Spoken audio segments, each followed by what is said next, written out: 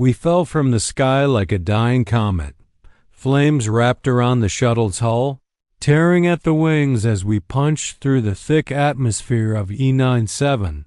I was strapped into my crash harness, knuckles white around the grip bar, heart pounding like a war drum. The cockpit filled with red lights and shrieking alarms. Oxygen masks dropped, useless. The artificial gravity gave up, and suddenly everything was chaos, loose equipment tumbling, metal screaming as the ship tore itself apart. This wasn't a landing. This was a funeral. The last thing I saw through the flickering view screen was a jungle canopy, endless. Bone-white trees stretching to the horizon like the skeleton of some ancient god. Then, impact. And nothing. I woke to silence. No fire, no alarms.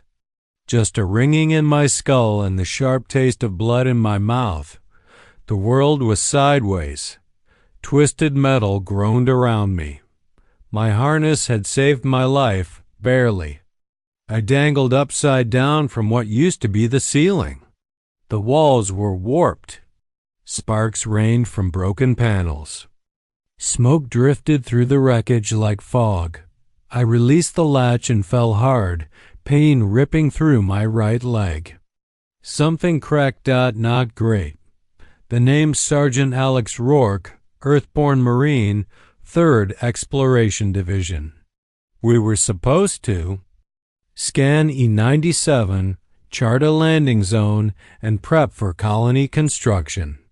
The brief said, uninhabited, high oxygen, minor geological instability. Yeah, that briefing lied.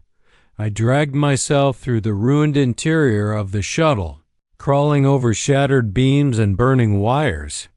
Everything was wrong. The outside light wasn't normal. It had a sickly yellow-green hue, like old bruises on rotting skin. The air smelled sharp, metallic, and wrong. The kind of wrong that makes your skin crawl before your brain even understands why. Outside, the jungle was alive. Not just with animals, but the plants themselves. Trees bent subtly toward movement. Vines slithered without wind. Flowers opened and closed as if breathing. Predator eyes watching. This wasn't just alien. It was hostile. I wasn't alone. I found 2 survivors from the crash, both bruised and barely standing. Engineer Myra Voss had a cracked helmet and a nasty gash across her arm, but her eyes were clear, sharp, smart, already scanning for resources. Pilot Reyes was shaken, limping, but functional. Between the 3 of us, we scavenged supplies. 2 working rifles, a half-dead medkit, a portable motion scanner, and some food pouches. No working radio. No orbital signal. We were on our own. As I wrapped my leg with a pressure bandage, Mira whispered, "Look." She was pointing at the jungle line. I squinted and saw a movement. Slow, deliberate. Something big. We raised our rifles, but the thing stayed just beyond the trees, hiding in the mist. Then another shape moved. Then 2 more. Mira tapped the scanner. The screen lit up. Multiple contacts, large, surrounding. We stepped back toward the shuttle, forming a triangle, weapons up. I called out, "If your intelligence speak?" No answer. Just that low growl. A sound you feel in your spine before your ears. Then it stepped out. 10 feet tall. Muscle wrapped in pale bone armor, glistening with green ichor. Its eyes glowed a deep demonic red, and it had no mouth, just a mask of jagged teeth that looked fused into its face. It wasn't wearing armor. It was armor, and it moved like a predator. Smooth, calculating. We fired. The bullets sparked off its body like pebbles off a tank. It took a step forward, another, Faster, it charged. We ran. Branches lashed our faces. Thorny vines ripped at our suits. Something howled behind us, more of them, running alongside, keeping pace in the shadows. Scanner screamed again. Dozens of life signs. Closing in, Reyes cursed, out of breath, bleeding from a slice down his back. This planet's cursed, man. This isn't right. He was right. This place wasn't natural. It didn't just kill. It hunted. We reached a clearing, a wide patch of cracked stone and broken pillars, half sunken into the jungle floor. Maybe ruins, maybe the remains of an ancient crash site. Either way, we didn't care. We needed space to fight out. We took positions behind a fallen slab and turned to face the tree-lined silence. No growls. No footsteps. Just the rustle of leaves, the distant hiss of wind.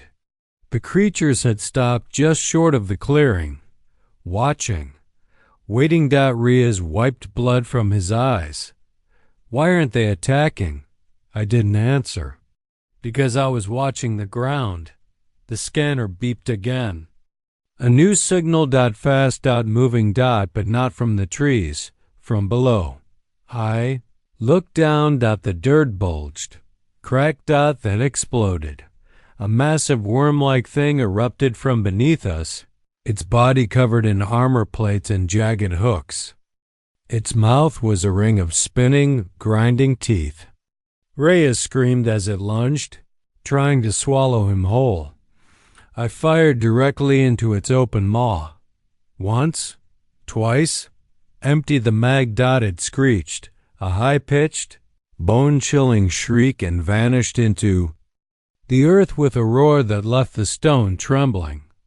We backed into a tighter circle, eyes darting, hearts pounding. Above, around, below. No direction was safe. I gritted my teeth. This planet. It's trying to eat us. Myra whispered. Then let's make sure it chokes. But deep down we both knew this was just the beginning. Asterisk. The scanner beeped again. One more signal. Not from the trees. Not from the ground. From inside the shuttle wreck. Something that wasn't human. Asterisk. It should have been dead. That worm thing, the one that nearly took Reyes, vanished beneath the earth with a scream, but the tremors it left behind hadn't stopped. The ground still shook in short bursts, like something breathing underneath us. We didn't speak, just moved, fast, away from the clearing, away from the crash. It was Myra who spotted the cliffs. She pointed through the shifting vines and said, "Their elevation. Natural defense." We didn't argue. The jungle behind us was alive with distant shrieks and metallic howls. I swear I heard the trees laughing, actually laughing, but maybe that was the painkillers. Reyes was barely walking, arm around my shoulder, leaving a trail of blood.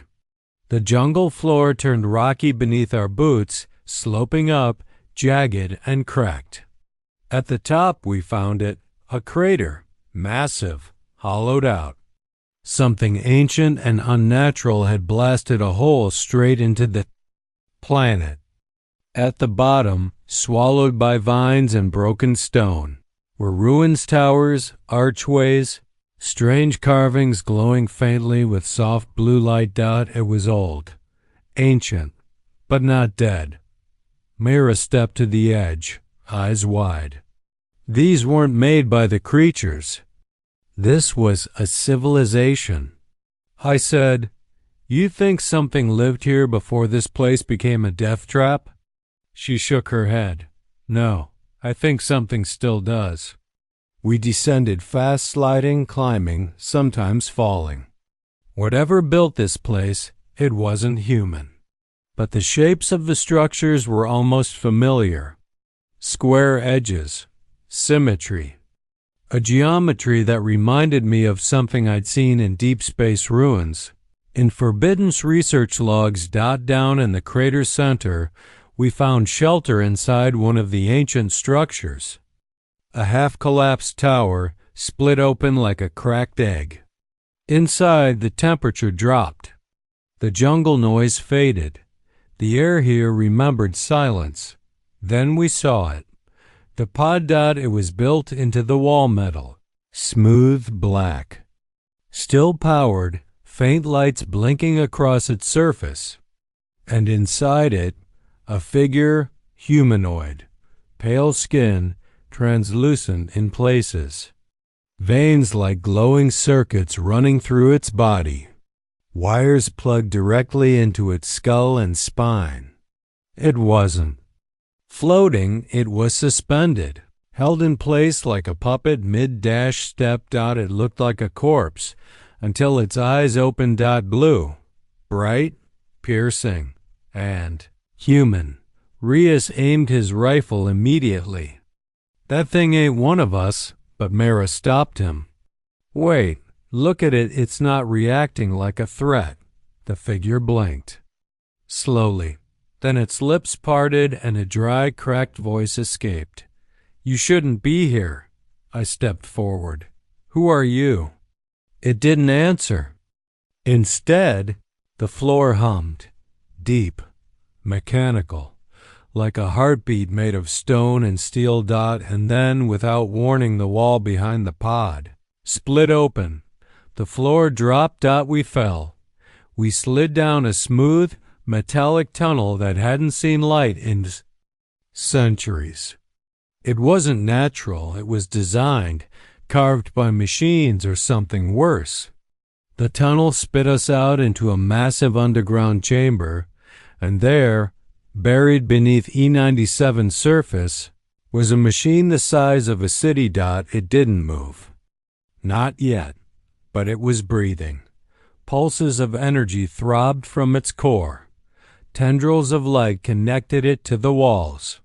Symbols glowed along the floor in a language none of us recognized, except again, it looked close, not alien. Not quite just devolved. The humanoid, the sleeper, landed beside us silently. No weapon, no movement, just watching. This world, he said, is a prison, not for the creatures, for us. He stepped toward a console. It lit up at his touch. Rias asked, Who the hell is us? The sleeper looked at him, looked at all of us. The ones who tried to become gods. We fused flesh and machine, made ourselves into weapons. We lost control. This planet, this entire system was built to contain what we became. He turned, motioning to the far walls. We hadn't noticed them before. Pods. Thousands. Stacked like a hive. Each one containing a figure like him. Silent, still, all human. All altered. Mira stepped closer, eyes wide with horror. These aren't prisoners. These are soldiers. Not anymore, said the sleeper. Now we are ghosts. Buried so you could live. Then the ground shook again, harder this time. A voice filled the chamber, cold, synthetic, and very, very wrong. Human life detected. Begin purge protocol. Walls opened. Panels slid back. Turrets rose from the ceiling, weapons locking. Onto us with deadly precision. We had seconds. I yelled, Cover! As red lasers sliced the air, Rias dove behind a support beam, but not fast enough. A bolt caught his shoulder. He dropped, screaming. Myra dragged him, blood painting her boots. I tossed a grenade into the nearest nest of weapons. It exploded, sending sparks and shrapnel flying. The blast shook the floor. When the smoke cleared, the sleeper was gone. In his place, glowing footprints, the same blue as his eyes, led deeper into the core. Myra's scanner buzzed in alarm. Something else is moving. Below us. Big. Then everything stopped. No more gunfire. No movement. Just one final, impossible voice. Mine. Alex Rourke. Subject identified. Genetic match. Awakening control systems. I stared at the glowing console. My voice echoed through the chamber again, calm, commanding, and definitely not me. Welcome home, Commander. Asterisk, my own voice echoed through the ancient chamber, calm, emotionless, not mine. It sounded older, deeper, tired. Reyes stared at me, pain tightening his jaw. That was you. No, I said, heart hammering. That was something else. A recording, maybe? Myra didn't answer. She was staring at me now, not like an ally, but like a puzzle that didn't fit. The footprints were still glowing. That strange electric blue trail, almost pulsing like a pulse. The sleeper had gone deeper.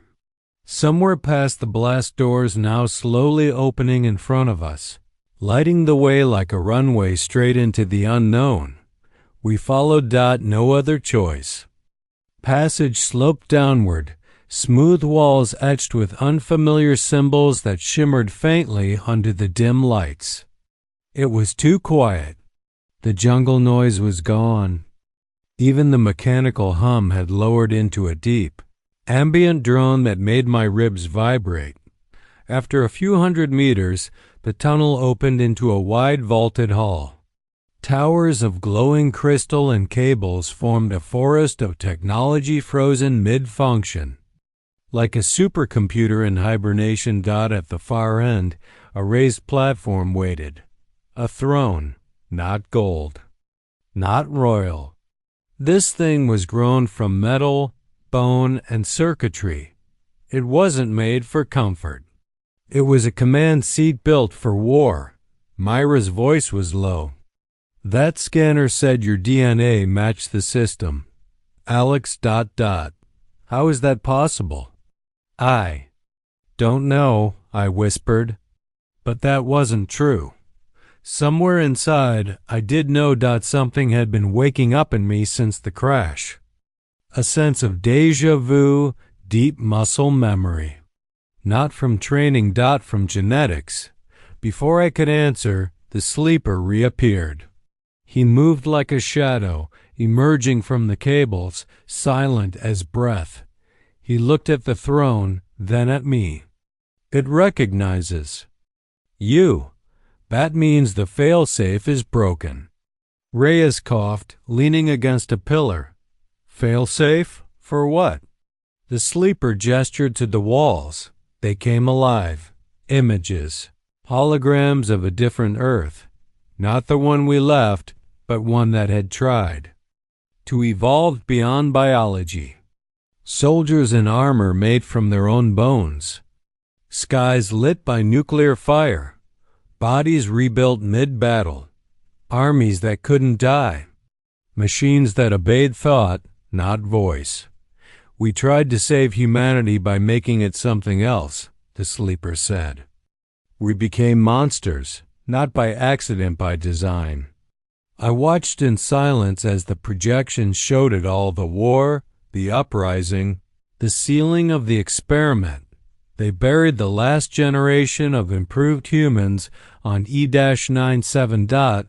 Then built a death world. On top of them, a living, breathing prison. Every creature out there, the sleeper said, was engineered to contain us. Designed to hunt us if we ever awoke. Myra looked pale. Why now? Why are you waking up? The sleeper turned his glowing eyes to me. Because he's here. I felt the weight of those words. The pressure. The air was heavier. The throne was calling me. I could feel my bones itch with something buried deep inside me. A code, maybe. A key. A curse. Suddenly the ground shook again. This time harder. Not distant. Immediate. The command system lit up in warning, ancient sirens wailing, systems booting up. Core breach. External threat detected. Subterranean vault opening. The sleeper's face went cold. Something else is waking up. We turned to run, but the throne pulsed again. I froze. Something in me locked into place. A memory. Not mine. A battlefield. Corpses of both human and machine. Voices in my head. Orders I never gave. Pain I never lived. Then silence and a command. Sit. Reclaim control. Or all life ends. Myra grabbed my arm. Don't. You don't know what that thing does. She's right, Reyes gasped. This is how it started. We're not bringing that war back. But we didn't get to argue long. The walls exploded. Steel and stone flew as a titan tore through. Not a creature. A hybrid, part machine, part flesh, bigger than any tank I'd seen. A horror from the past that had been caged until now. It roared. Not a sound in onslaught, sound turned into pressure. We dropped to our knees, ears bleeding. The machine raised an arm, one lined with cannons and jagged blades. It charged the platform. Reyes emptied his rifle into it, useless. Mira triggered. A blast charge, knocking some debris loose. It slowed it down, barely. But it was coming. Straight for the throne. Straight for me. The sleeper reached out, grabbing my shoulder. Choose now. If you sit, you control the vault, the army, the planet. If you don't, everything dies. I turned to the throne. Its surface rippled. It knew me, knew my blood. It wanted me. I had no time left. I sat. The change was instant. My body locked in place. The throne surged with power, lines of light racing from the seat to the walls. My vision filled with data.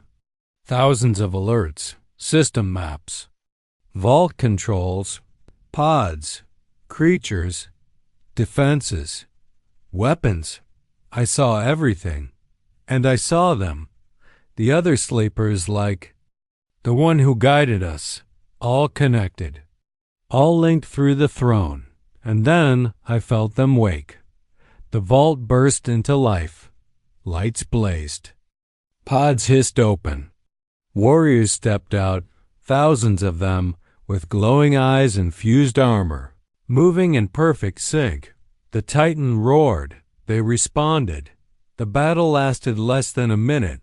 The vault's defenders, my soldiers, now swarmed as swarmed. Thing, tearing it apart with brutal, surgical precision. Then silence returned. The sleeper turned to me and bowed his head. You've done what none of us could. You've taken the throne without losing yourself. But I felt something else stirring beneath the triumph. A deeper message from the system itself. A buried protocol, now unlocked.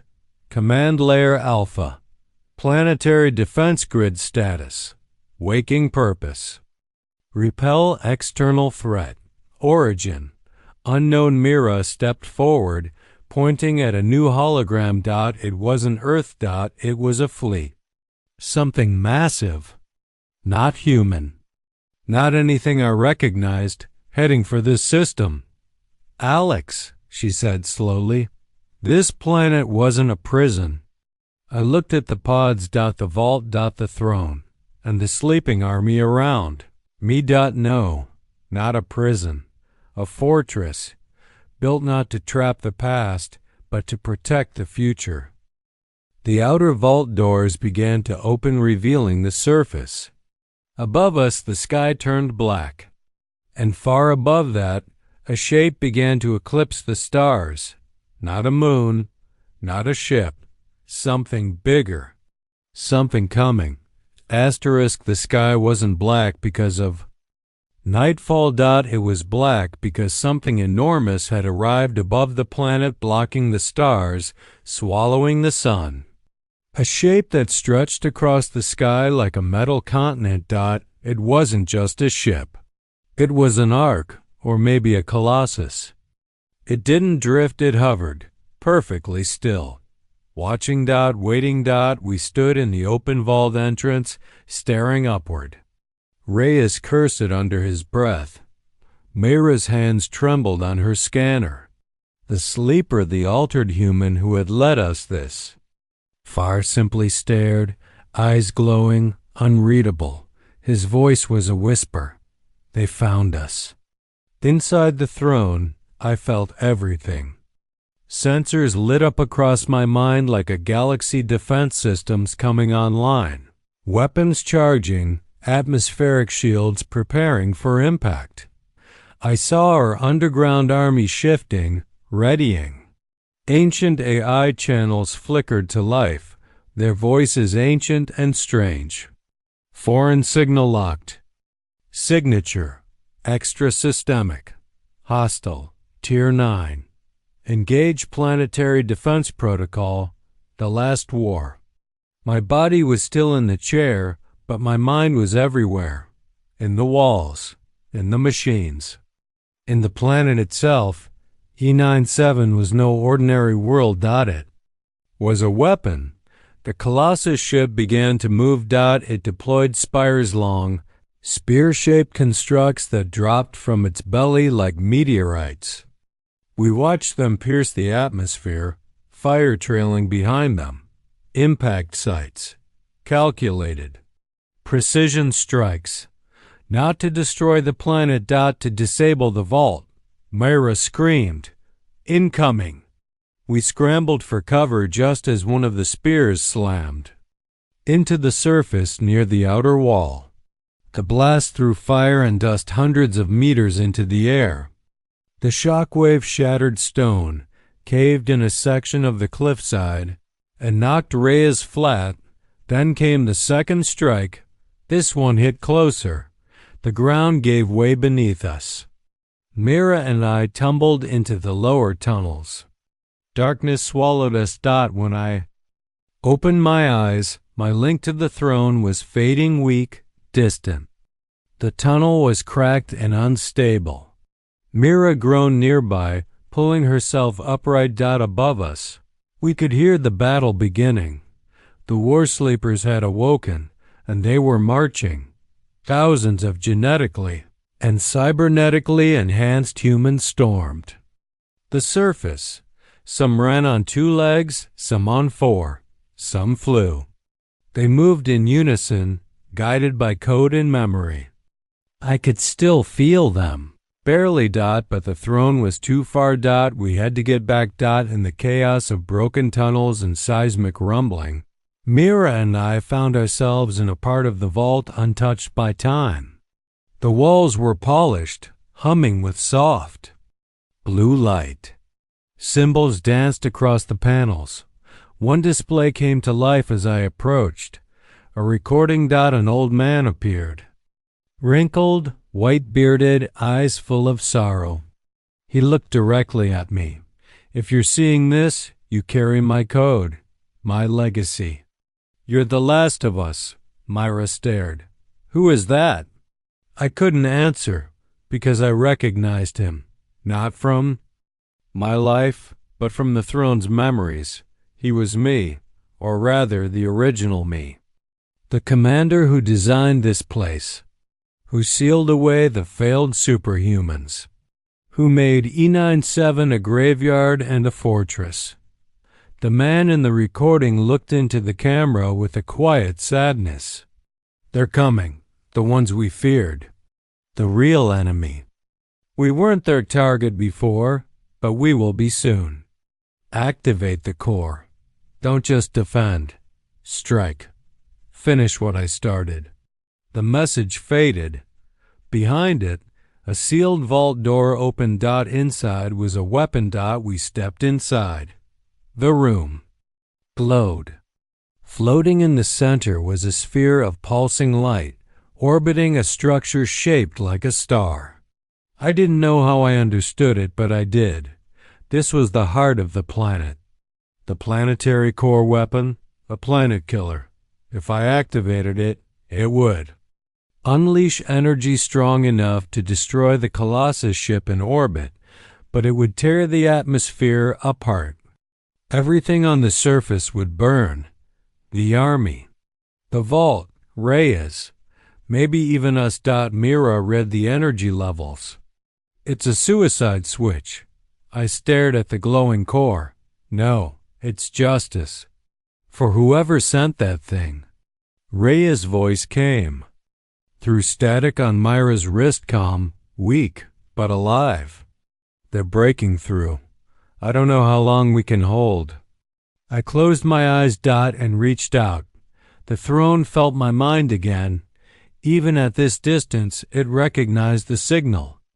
Core weapon authorization, Commander Alex Rourke, confirmed. I hesitated, then gave the order. Prepare to fire. Above us, the sky changed again.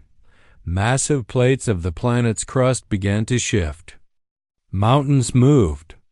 Valleys opened. At the center of the world, something ancient rose, a tower of light that cracked the atmosphere and pointed like a blade at the ship above. The Colossus reacted. Instantly, it began to descend. Faster, angrier. A beam of its own light began to charge beneath it. We didn't have time. Inside the control chamber, I looked at Myra. She looked back. We might not survive, I said. But they will, she replied. And then, for a moment, we smiled. Even here, even now, that mattered. I gave the final command. Fire. The core exploded upward in a column of impossible light. The tower launched energy straight into the belly of the invading ship. There was no sound, just white. Everything gone in an instant. Silence. Then darkness. I don't remember the next part. Just flickers. Heat. Noise. Falling. When I woke up, I was in a crater, burned, broken, but alive. Mira lay beside me, coughing. Alive too. Above us, the sky was clear again. No Colossus. No stars blocked. Just light. The vault was gone. Collapsed. But the world was still. HFY 97 was scarred. But it had fought back. So had we. We found Reyes 3 days later. Broken leg, burned arm. Smiling like a devil. We buried the sleeper in the ruins. He'd stayed behind, fighting to buy us time. One of the last of his kind. Now we're the only. One's left, the ship is gone. The fleet never came. Maybe the message was sent. Maybe more are coming. But now, Earth knows what E97 really is. Not a prison. Not just a fortress, but a warning and a promise. Asterisk. A week later, as we built a beacon to signal home, Myra pointed at the scanner. Another ship was approaching. Human signature, but encrypted, old tech. Looked closer. The signal read, Project Ascendant. Command module active. Stand by for integration. And then my voice again. Only this time, it wasn't welcoming me home. It was asking for orders.